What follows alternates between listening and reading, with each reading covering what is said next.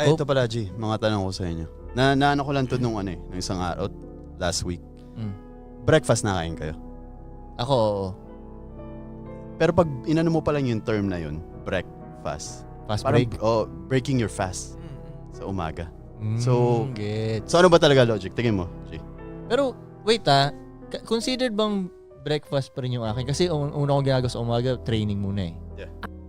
As after nun, dun ako, Hindi tayo nagpa-fasting tayo. so fasting So, pa rin tawag. tinatawag lang nating breakfast kasi first meal natin. First meal, Pero gets. technically hindi tayo nagbe-breakfast.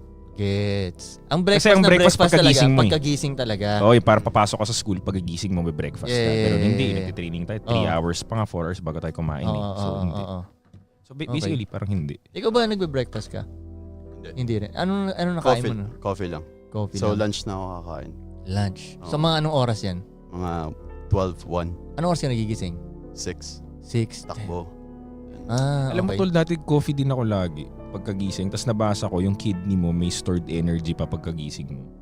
So, ang ginagawa ko, sinasagad ko munang ubusin yun bago ako mag-caffeine. Kasi paano pag Para lang masagad ko muna yung laman pa niya kasi natulog ako eh. paano pag di ba may stored energy ka na, lagyan mo pa ng energy. Pwede ba yun? Or hindi siya epekto? Well, pwede. Pero para sa akin, sayang. Sayang. Yes. Sayang. Baka umasa na yung katawan mo sa caffeine, ma-disregard na yung natural stored energy mo. Parang ganun ko siya tignan. Hindi ka gutom pag gising mo? Hindi. Ako, yun ang problema sa akin. Gutom na gutom ako pag gising ko. Baka problema ko, late na ako kumain sa gabi. Late? Yeah. Late kumain? Siguro mga dinner namin, mga 9 na. 9, 10. Oh, ganun din akin. Ganun sa akin. Yun. Hindi ka mabilis talaga metabolismo mo nga, di ba? Pansin Just natin. di ba? Parang kain ka ng kain eh. Training nga akong boxing, gutom na gutom ako eh. Yeah. Ganun, gutom ako mag-boxing tol eh. FT niya candy.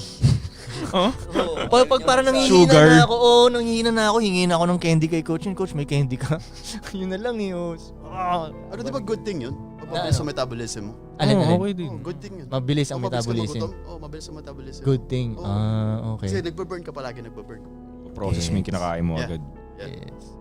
Alam mo tol, wala pa talagang sagot kung bakit nagkakatigyawat ang tao.